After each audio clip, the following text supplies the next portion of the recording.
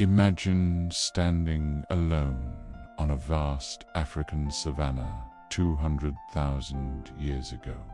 You have no claws, you have no fur. Your teeth are blunt, your nails are soft. You cannot outrun a lion. You cannot outclimb a leopard. You cannot outswim a crocodile. The sun beats down on your exposed skin, and in the tall grass, something is watching you. You hear it breathe, you hear it move, and you know with absolute certainty that if it finds you, you will die. For millions of years, this was the reality of our ancestors. We were not the hunters. We were the hunted. We were prey. A lone human was a snack for a saber-toothed cat. A lone human was an easy meal for a pack of hyenas. A lone human was simply food, walking on two legs. But a group of humans holding sticks. A group of humans shouting and throwing stones. A group was a problem. A group was dangerous. Survival was the first and most brutal reason we came together. We formed tribes because the alternative was extinction. Safety was just the beginning. To truly thrive, we needed more than just protection. We needed meat. Meat meant protein. Protein meant bigger brains. Bigger brains meant smarter ideas. But a single human with a sharpened stick could never bring down a woolly mammoth. A single human could never take down a giant bison. A single human could never fight a cave bear and win. But a tribe could. This required something entirely new in the history of life on Earth. It required complex communication. It required cooperation. It required trust.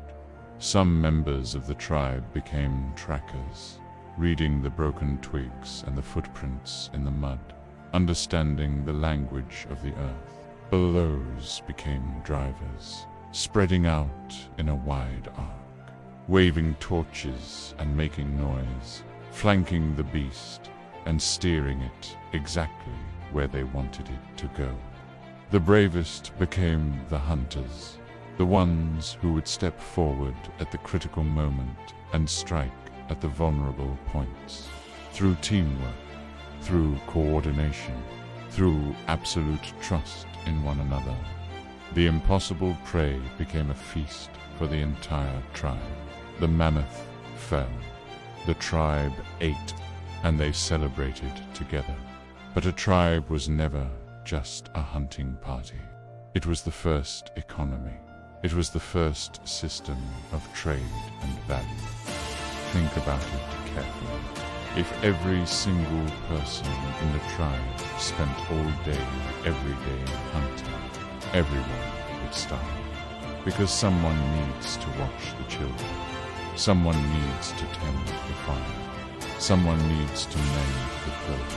Someone needs to remember where the water is during the dry season. So we specialized. The best hunters devoted their lives to hunting. The fastest runners used their speed to run prey to exhaustion across the hot savanna.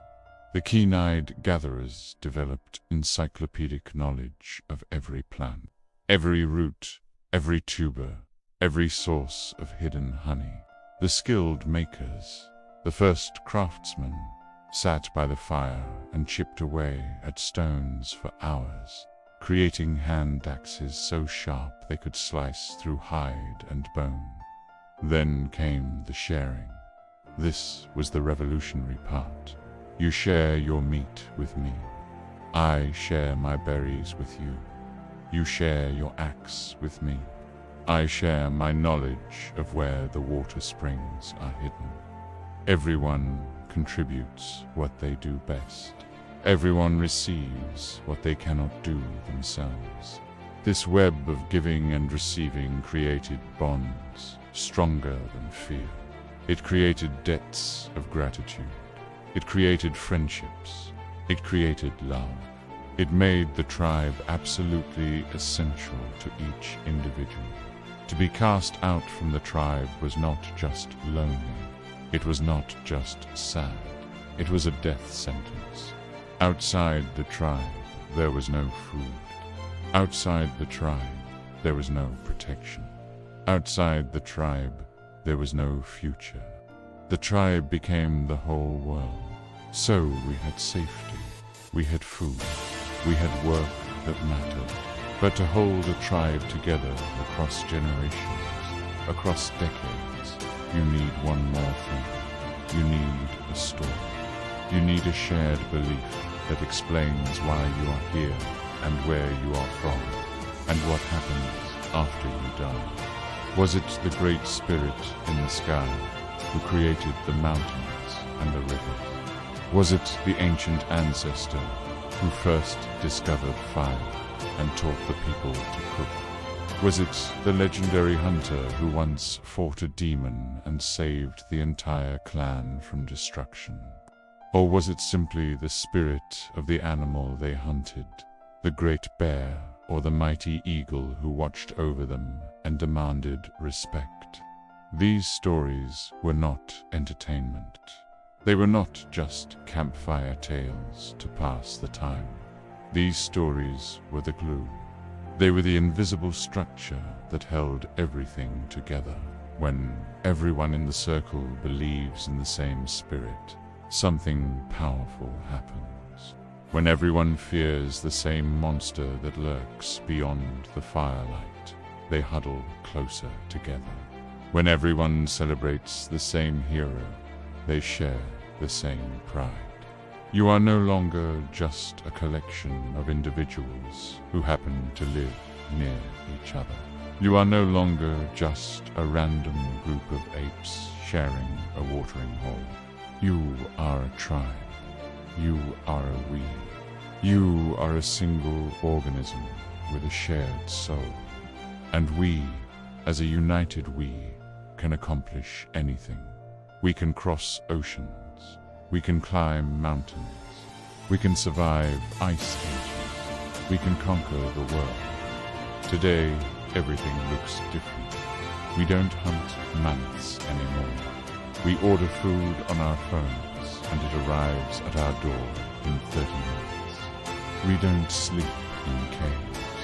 We live in cities of millions, surrounded entirely by strangers we will never know. We don't paint animals on cave walls. We scroll through infinite images on glowing rectangles in our pockets. We have central heating. We have supermarkets. We have medicine. We have everything our ancestors could possibly dream of. But look closer. Look beneath the surface. We still form tribes. We still need them desperately. We wear the jerseys of our favorite sports teams, painting our faces in the colors of our city, a digital version of ancient war paint. We argue passionately about politics, defending our side, our party, our candidate, as if our very survival depended on the outcome of the election. We form tribes of gamers who speak their own language and understand their own inside jokes. We form tribes of artists who share the same inspirations.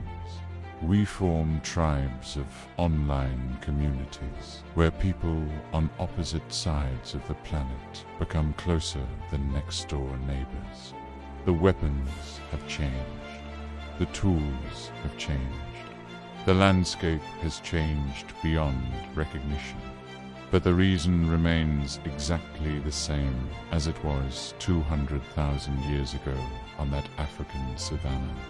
We form tribes because survival is not just about food and water and shelter. Survival is about belonging. Survival is about being known.